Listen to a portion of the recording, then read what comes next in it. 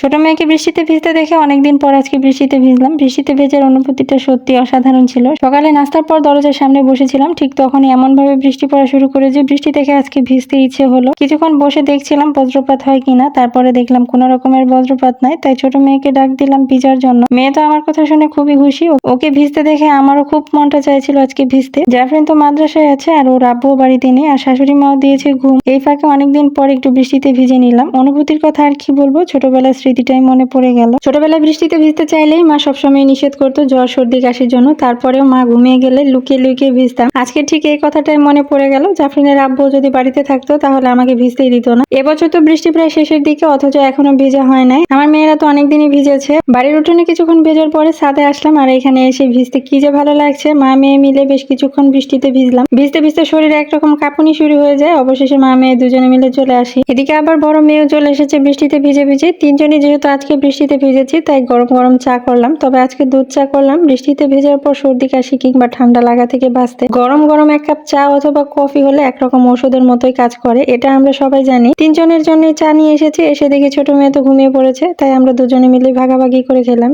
একটানা বৃষ্টি হওয়ার পরে বৃষ্টি এখন থেমে গেছে পুরোপুরি। টিপ টিপ সারাদিন বৃষ্টির থেকে এরকম একটানা ঝুম বৃষ্টি হয়ে থেমে গেলে আমার কাছে ভালো লাগে। এরপর একটু বসেছিলাম, আর তখনই জাফরিন এসে কান্নাকাটি শুরু করে দিয়েছে। আজকে তাকে কিছু একটা বানাই খাওয়াতেই হবে। কয়েকদিন থেকেই বলছিল কিছু বানাই দেওয়ার জন্য, কিন্তু আমি পারছিলাম না। একদম কম সময়ের মধ্যে ঝটপট কিছু বানানোর কথা বললে আমার মাথায় আসে চিকেন ফ্রাই এর কথায়। আর এটা একদম সহজ আর কম সময়ে বানানো যায় বলে প্রায় সময় এই চিকেন ফ্রাই বানিয়ে থাকি। ফ্রিজে কিছু মুরগির বুকের মাংস রাখছিলাম, সেগুলো বের করে কেটে নিয়ে সব রকমের মশলা দিয়ে মাখিয়ে রাখলাম। বাড়িতে মুরগির মাংস আনলে বুকের মাংস সবসময় আমি আলাদা করে রাখি এদের জন্য। যাই হোক, এখন যেহেতু বাইরে বৃষ্টি নাই, তাই সবকিছু গুছাই নিয়ে মাটি চুলাতে ভেজে নিলাম। লোহার এই ছোট কড়াইটা চুলাতে বসে না, যার জন্য একটা স্টিলের থালের মাঝখানের অংশ কেটে বাদ দিয়ে এরকম একটা ফ্রেম বানানো হয়েছে। আর এই কারণে সব রকমের ছোট পাত্রের মধ্যে রান্না করা যায়। আমার কোনো একটা ভিডিওতে এই থালটা দেখে একজন কমেন্ট করেছিল এটা কি, আবার আজকে দেখলেও হয়তো কেউ জিজ্ঞেস করবেন, তাই আগে ভাগে বলে দিলাম। যাই হোক, কয়েকটা চিকেন ফ্রাই ভেজে মেয়েকে খেতে দিলাম, আর বাকিগুলো আমি ভাজতে থাকলাম। আর এভাবে আমি আজকের দিনটা কাটালাম। ভিডিওটা কেমন লেগেছে জানাবেন। ভালো লাগলে লাইক কমেন্ট শেয়ার করবেন। দেখা হবে পরবর্তী ভিডিওতে। সে পর্যন্ত ভালো থাকবেন। আল্লাহ হাফেজ।